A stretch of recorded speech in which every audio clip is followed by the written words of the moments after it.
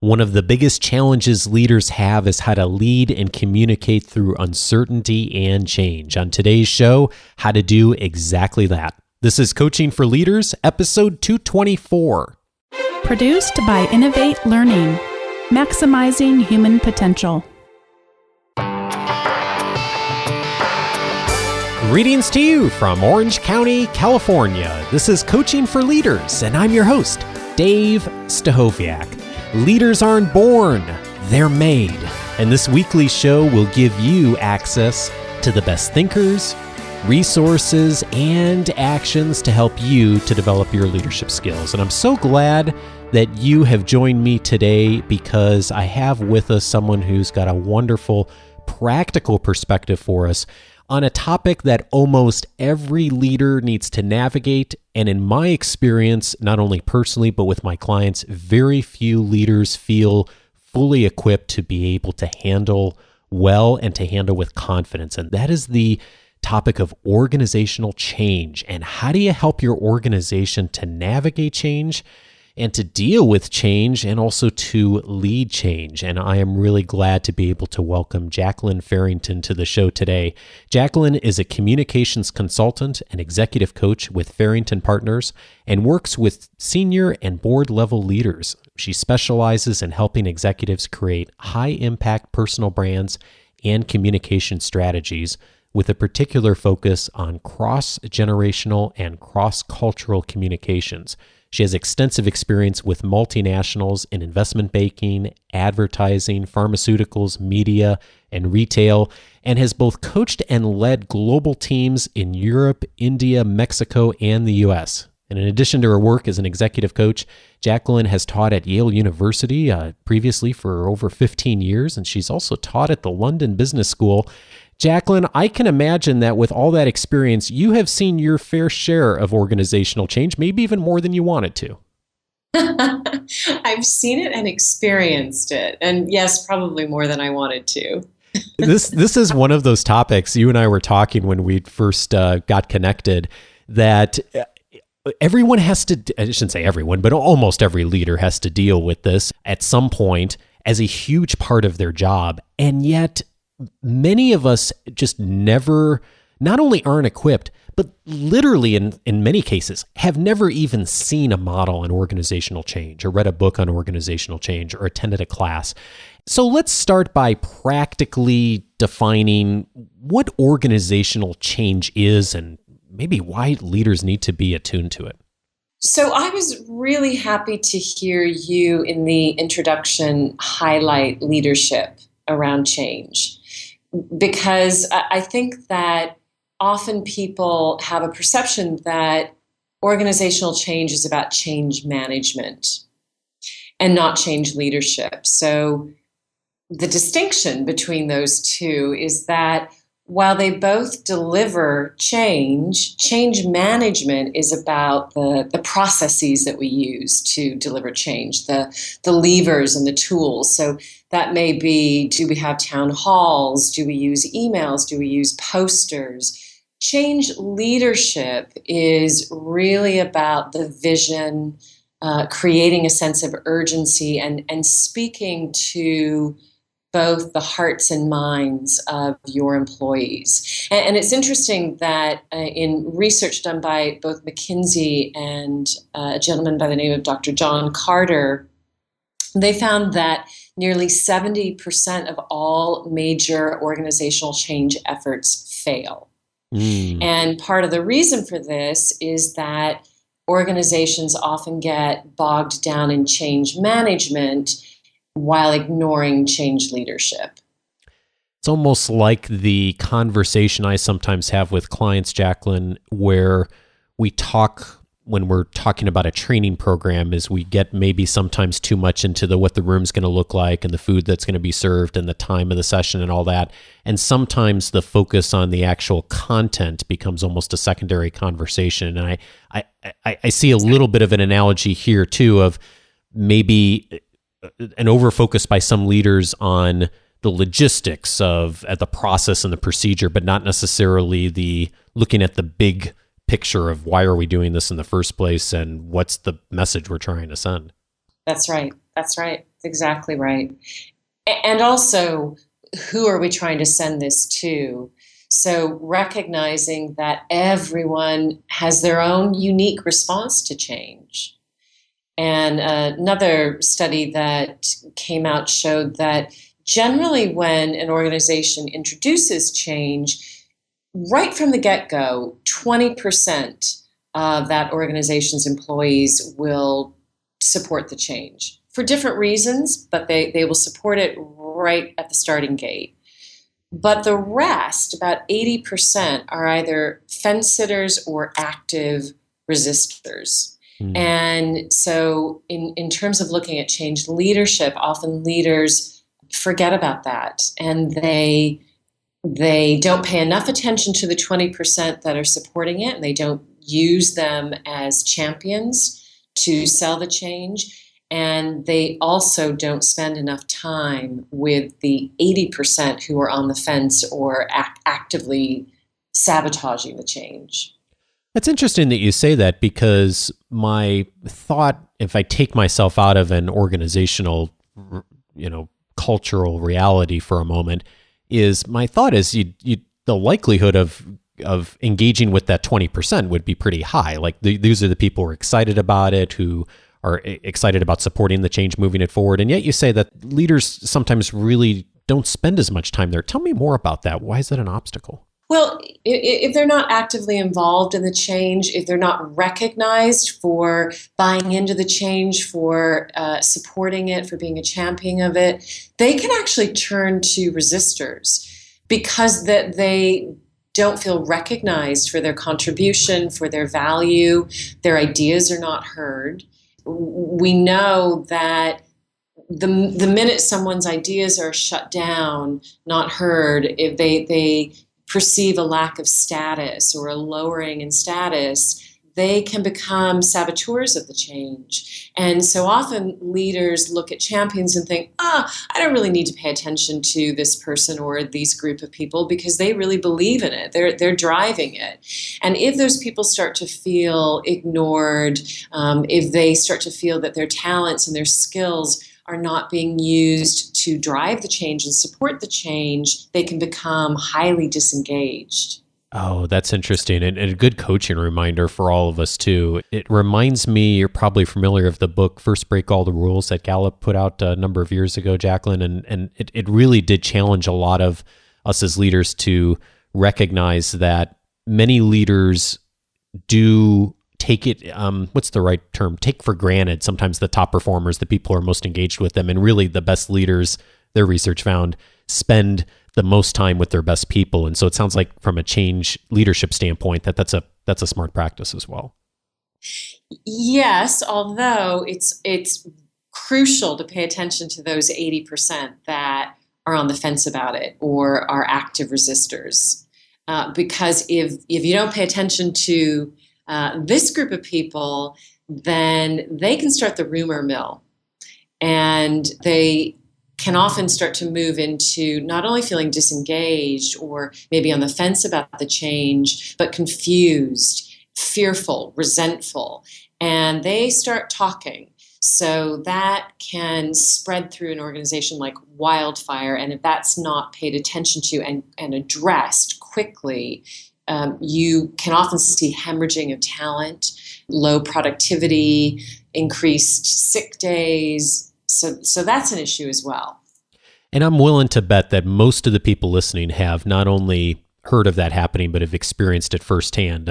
So many times, in fact, it's often poked fun of in the popular media and in TV programs and movies of how the organization gets behind this big change and everyone kind of rolls their eyes, and we've all seen changes fail. And so I want to get into some of the details on how we can approach that a little better as a leader. But before even going there, one of the things that you got me thinking about, Jacqueline, when we first talked was what some of the neuroscience is saying about how we approach change and just how we as human beings tend to handle things from even a biologic perspective. And I was wondering if you could maybe give us a little perspective on what some of that new research is saying and how you use it when you're working with leaders to help frame their thinking. Sure. Yeah. So the research coming out in neuroscience is really exciting around this. And it's funny that in many ways it seems like common sense. It's often concepts that we've been working with for years. It's just now with the technology we have that the science is backing it up. How people respond to change is based on their previous experience with change. So it's linked to their past memories, is what we're finding in neuroscience. And through those past experiences and memories, they have either developed what neuroscience calls a reward approach personality trait. That is, they are motivated by moving towards reward, or a threat avoidance. So in other words, they are about minimizing risk, avoiding threat. And when you think about the population of an organization, that you have people who are motivated by moving towards rewards, and then you have people who are motivated by avoiding threat and minimizing risk.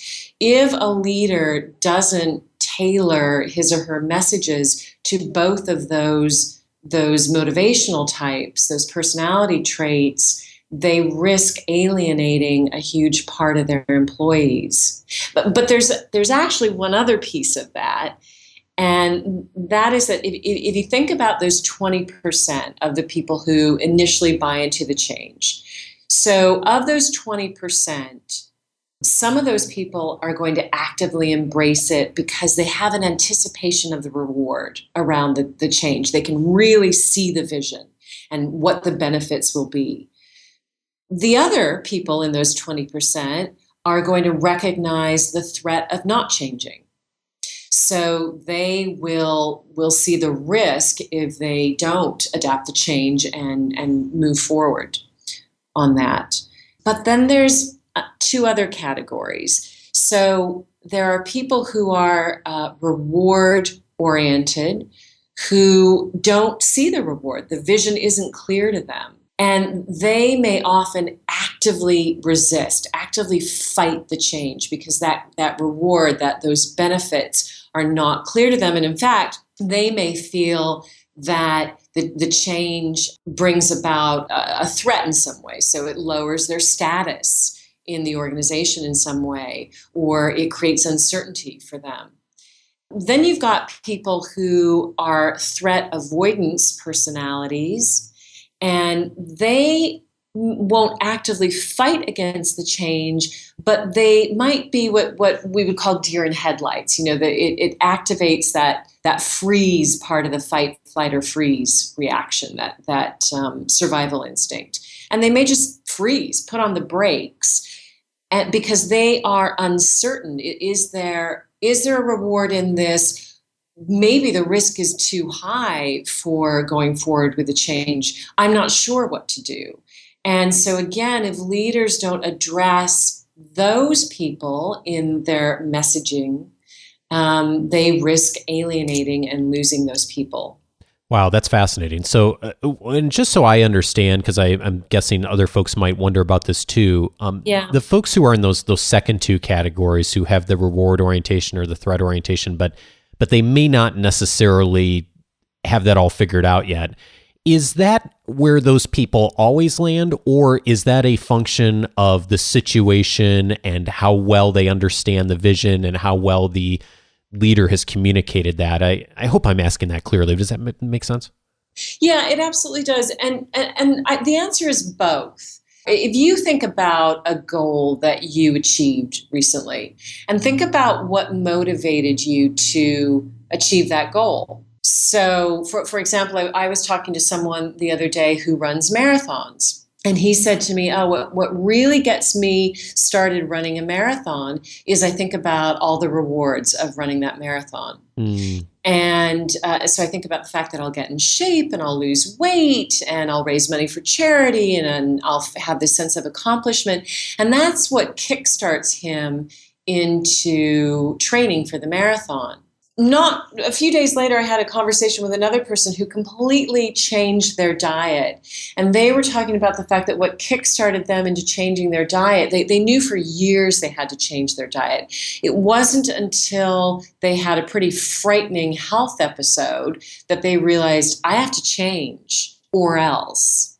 So in getting both of them to identify that, they realized, oh, actually, that tends to be what motivates me to work towards a goal in general. And so we do have our preferred trait, our preferred, and again, this is not conscious, but we have our preferred way of reacting to change based on our previous experiences.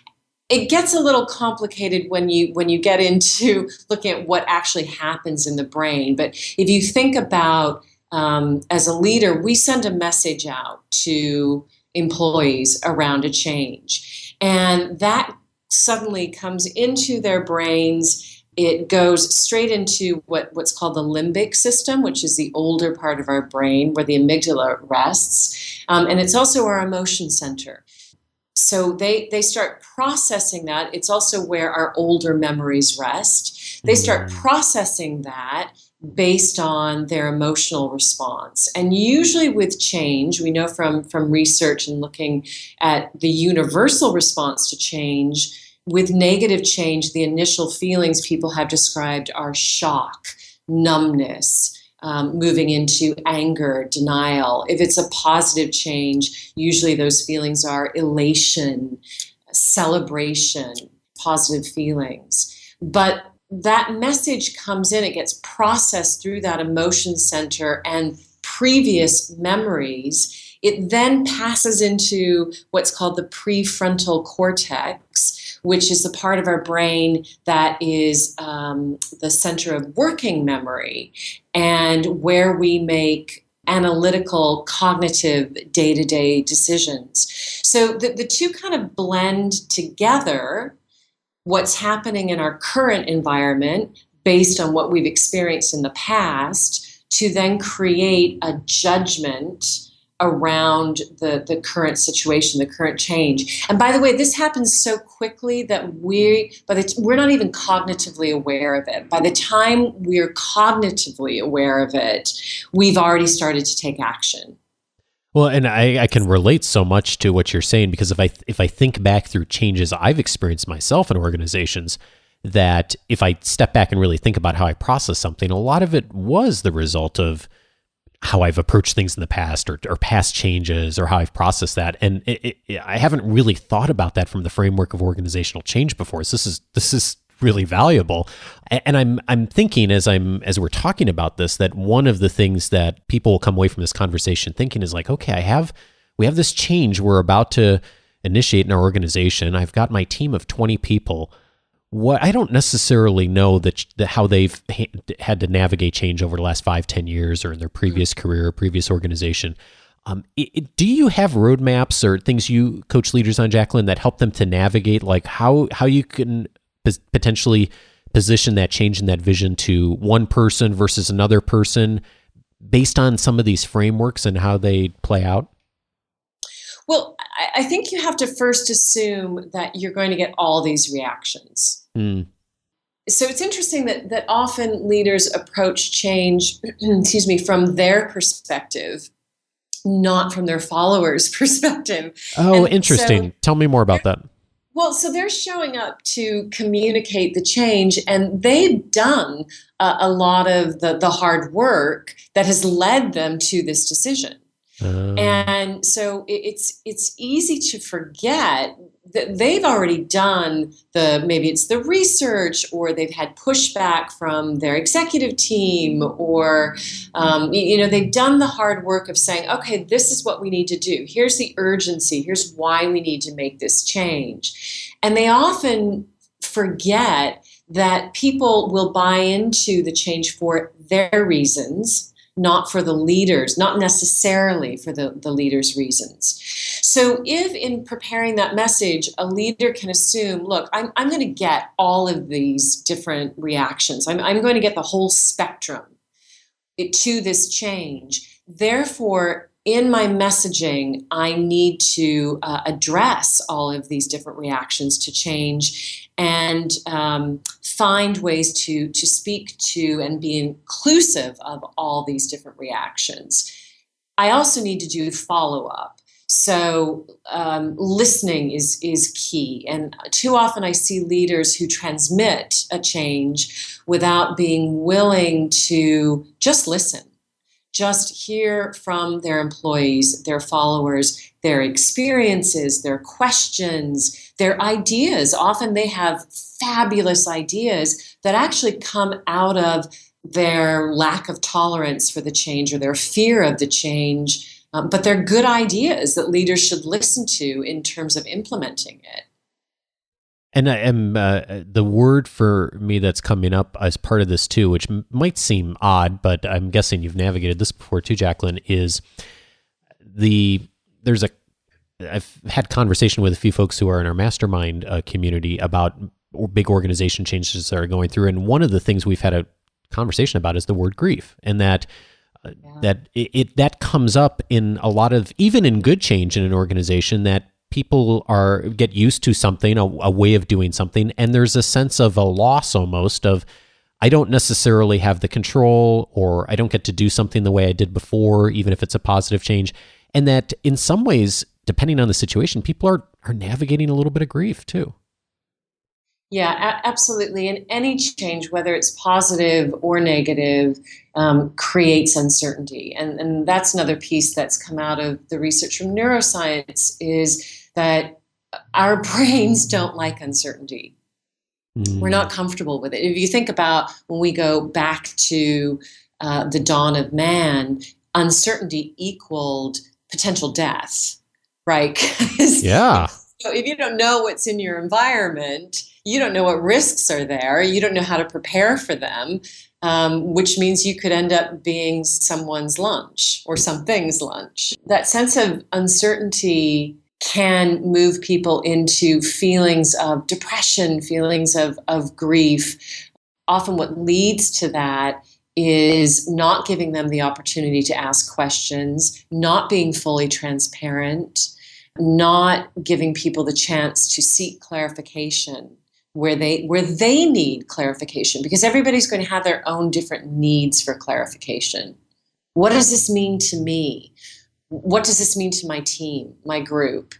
And again, having walked on both sides of the street, a leader may feel like, well, I think I'm being perfectly clear and I'm being 100% transparent. What's the issue? But that's from their perspective, because they've done the heavy lifting before they even started communicating the change. And recognizing that the minute that message lands, their employees are now going to have to start doing the heavy lifting. And a part of that is dealing with the uncertainty. Yeah, and they're at step 1 then. And the leader, a lot of times, like you said, is at step 10 or 15. They've had days, months, weeks to process all of this. They're at more of a comfort zone with where things are. And yet that's the first time that team or that employee is dealing with that. And that's one of the reasons I really appreciate you bringing in the neuroscience here when you and I first talked, because I hadn't thought about this very much. Like you said, it makes sense when you think about it, like just from a common sense standpoint, but I hadn't really thought about it from that perspective of why the biology is so key. And it really is, it kind of goes back to our roots as human beings of when that uncertainty is there, we jump into some of those biological responses. And so an appreciation of that really does help us to lead better. Yeah, and things like status. Again, some fabulous research that's been done by David Rock in neuroscience, and he's looked at the role of status. So if people feel that their status is raised through the change, that's a reward. That's going to help them buy into the change. It activates the reward centers of the brain. It actually releases dopamine. But if they feel that their status is lowered, that is also intrinsically linked to uncertainty. And someone's status can so easily and accidentally get lowered where we're not even aware of it. Mm. So, for example, if someone says, I've got a really great idea, and that idea is shot down, or that idea is just not even acknowledged or listened to, their status can become instantly lowered, which the knock-on effect then is they can move into uncertainty, which can then kick in a threat avoidance response to the change. Yeah, it triggers all those responses that you were just talking about. And I also think back to just not only what you said earlier about how that 20% that's with you can change. And so how it's not even just the first conversation, but the conversations ongoing in how we respond to people, how we listen, the airtime people get can also affect the engagement folks have with whether or not they're going to support the change or go along with it or even actively resist it. Right. When speaking to employees on change, it's important that for people who are reward-oriented, the benefits are crystal clear. The rewards are crystal clear. For people who have a threat avoidance, it's important to create messaging that shows how, look, this change is actually going to lessen this risk. So I'll give you an example of if the changes around technology. We need to upgrade our technology platforms. Why? So on the reward side, the why is because that gives us a competitive advantage. So if I'm a rewards-oriented person, my brain is going to go, okay, more competitive means higher revenue, greater success for the company, possibly promotion, increased pay for me, boom, boom, boom, all these benefits start to play out in my mind. If I'm threat avoidant and we say, if we don't upgrade our technology platforms, we will lose our competitive advantage. My brain is going to go, lose our competitive advantage. We start to lose revenue. Maybe they lose headcount. Job security is at risk. And so that's a simple example of speaking to both of those groups and being inclusive of both of those groups. And I really love one of the big takeaways I'm taking from this conversation, and I hope the folks listening will too, is that the assumption that both of those people are on the team, that both of those perspectives are showing up, and that as a leader, we're being intentional in advance on the communication we have about addressing both of those frameworks that people are coming from, because we know from the research and from our own practical experience that those are the kinds of things that are going through people's minds. And so that helps a lot if we can do both of those then. I know one of the things that you think about with your clients too is how to communicate change differently to different audiences depending on who the leader is speaking to. And I was wondering if you could say something about that, because I know many of the leaders in our community do speak to different audiences. There's employees, there's customers, there's a board. How do you help people approach that, and what kinds of things should we be conscious of when thinking about those audiences? So I think the key word there is inclusion. And it's being aware, first of all, who are your constituents? You've got to understand that. And then secondly, understanding their perspectives. I had a client that was delivering global change. And so one of the levers they used to deliver that was to really spend time not in large town hall meetings, but in small focus groups. And they designated a cultural ambassador for each country who spent time listening to people in focus groups, hearing from their perspective what the change meant to them, how they envisioned the future for themselves within that change, and then being able to feed that back to the senior leaders in the organization in terms of, well, here's culturally where our constituents are. And so because of that, here's how we need to tailor the message. Even here are some tweaks we need to make to the change so that it fits within this culture. Fabulous. And, it all comes back, so much of the conversation we have on the show, Jacqueline, all comes back to who's the audience, whether that audience is the audience in the presentation or the change conversation or one-on-one coaching is how do we first look at things from the audience's perspective and the party we're speaking to or trying to communicate to, meet them there, and then be able to, once we've met them there, to be able to then encourage them to look at something maybe a different way or from a different framework. And I love that example. What a great way to do that. And we could talk for hours. So I hope we can have you back and to continue this conversation because there's so much great experience you have in this area.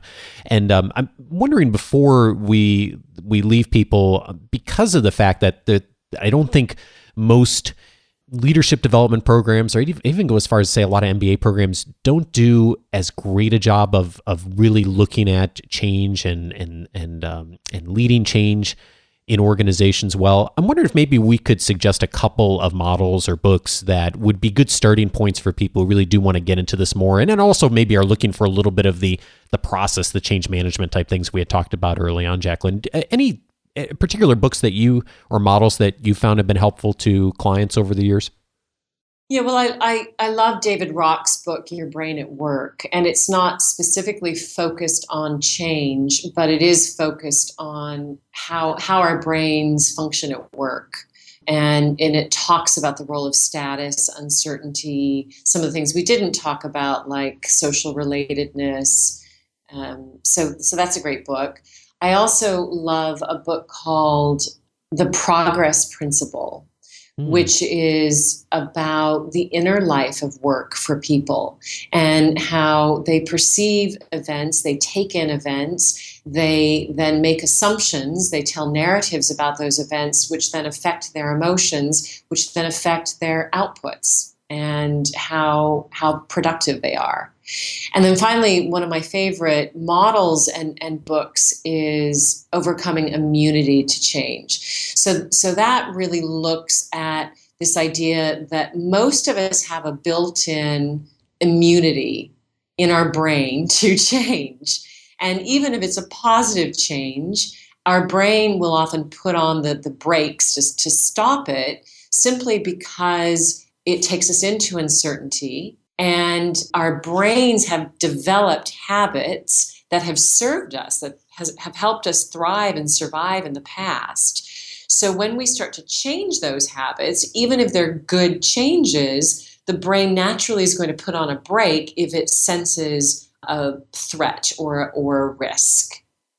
Jacqueline, I have a graduate degree in this field, and yet there's a whole bunch of things from this conversation today that I had never thought of, and you're bringing in new things for me. I know you are for our audience too, so thanks a ton for this perspective. I really appreciate it. I know our community is going to really appreciate it too. And for folks who'd like to connect with you or maybe learn more about your work, what's the best way for people to track you down? I'm on LinkedIn, and farringtonpartners.com is the website. Perfect. Well, we'll put links to all that in the show notes. Jacqueline, thanks again for your time. I really appreciate your leadership in this area. I know you bring to clients, and I really appreciate your perspective for us too. Thank you. It's been great to be here. Jacqueline Farrington is a communications consultant and executive coach with Farrington Partners.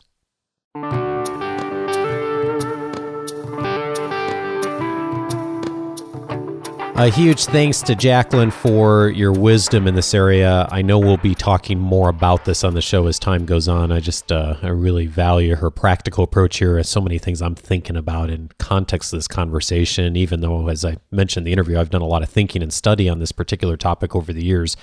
There are always new things to learn, and I really love it when you can frame something like she did in just a way of like, here's a couple of simple things that if you keep these in mind, doesn't necessarily make them easy, but if you can keep them in mind as a leader and how you're communicating, will help you to be a lot more effective in situations like this. So thanks, Jacqueline, for that. I really appreciate it a ton. And a few follow-up items on from recent shows. First of all, a huge thank you to everyone who's already jumped in and has joined me on the 5 Days to Your Best Year Ever course that we have partnered with Michael Hyatt on. We had a tremendous response in the last week. Thank you. And in fact, I'm a little swamped on email at the moment. I hope to be caught up by the time that this episode airs. But if you have sent me your receipt already for the course, I will be getting back to you. And a reminder for everyone who does participate in the course with me, I will be hosting a live face-to-face webinar, and it's all going to be by video on Saturday, February 6th at 10 a.m. Pacific time, February 6th, 2016, that is. And so if you've already participated in the course and joined it, send me your receipt to feedback@coachingforleaders.com, and I will make sure that you get an invitation to join me for that. It is going to be a big group of people, and I'm really excited to start having some conversations with the folks in the course leading up to that on what you're doing to get 2016 kicked off. And it is not too late to still take advantage of getting involved in that as well, and the course. If you want to get started, episode 222 is a great starting point, but the fast way to go check it out is to go to coachingforleaders.com/lifescore. There's a free assessment there that Michael Hyatt's team has developed on. Just takes about 10 minutes to do to assess where you are in your life, both professionally and personally. And when you get to the end of that assessment, I think you'll have a good sense of where you are. And if you're happy with where you are and you've got a good plan going into 2016, that's awesome. And if you're not, and if you're like me and you take that assessment, you're like, well, okay, I'm okay in a few areas and there's a lot more I want to do, and you're looking for a roadmap for doing that, then it's a great roadmap for that. So again, coachingforleaders.com/lifescore. Once you do that, you'll get more information about how to proceed if you choose to. So again, thanks for everyone for supporting the community and supporting Coaching for Leaders, and most importantly for all of us, getting started on a great plan for 2016. I am really looking forward to getting into the course myself and setting all my goals. So can't wait to talk to many of you on that. And speaking of communication, as you know, many of you are part of the Coaching for Leaders weekly update that goes out on email. And I realized in the last couple of weeks, I've gotten a few emails from folks who have sent in something to me and said, hey, I haven't been getting them, or I realize they've been going to a different folder in my inbox. And I know some people are aware of this, and if you use a Gmail account, this is going to be specifically relevant for you. I did a quick look at our list this morning of all the folks who get the weekly leadership guide, and almost half of the people who receive it actually have subscribed with a Gmail account. So this is really relevant for all of you. If you use the tabs that Gmail now supports in your account, that has different tabs of your primary inbox, and there's also a tab for promotions. Because it's a larger and larger group of people now that are receiving the leadership updates each week, a lot of times Gmail will deliver that to your promotions tab. And if you're happy with it there, you don't need to do anything. But sometimes people miss that. So if you'd like it to go to your primary inbox, you can do two things that will help to make sure you get those messages each week. One of them is to add the Coaching for Leaders email address where it comes from to your contacts. And the email that the weekly updates always come from is feedback@coachingforleaders.com. So if it's not already in your address book, you may want to do that. That'll help make sure it's delivered. But the best thing you can do is to, when you see one of those in the promotions tab, is just to drag it over into your primary inbox. You can either physically drag it on Gmail, or you can just right click and say move to your primary tab. If you do that, it should deliver it to your primary inbox if that's where you'd like it. And I know for a few of the folks I talk to, that will help a ton as far as getting that ongoing delivery. And again, if you don't want that, leave it as is. But for those of you who do want it to go to your primary inbox, that will help a ton on Gmail. And that affects almost half of you get the weekly leadership updates. Thanks again for being a part of that, and I hope that is helpful to you.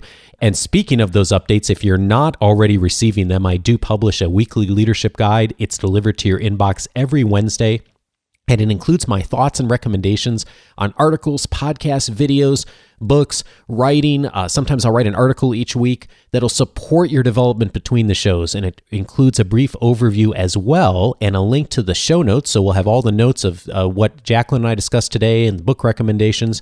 So if you listen on the go like me, it'll be helpful to you in continuing to get an ongoing resource during the week. And if you're not already aware, when you join that weekly leadership guide, you'll get access to my reader's guide that lists the 10 leadership books that will help you to get better results from others. And it also includes brief summaries from me on the value of each one of those books. It's an 11-page guide, and you can get access to all of that at coachingforleaders.com/subscribe. And thanks again for all of you who are a part of that each week. And a big thank you this week to Jungle Telegrafen. I hope I'm saying your name correctly.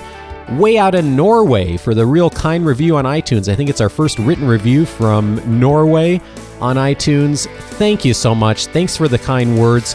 And they found the show because of Simon Sinek, who was on last week. Thanks for the kind words about Simon. I really enjoyed that conversation as well. I hope many of you did, and thanks for the kind notes online.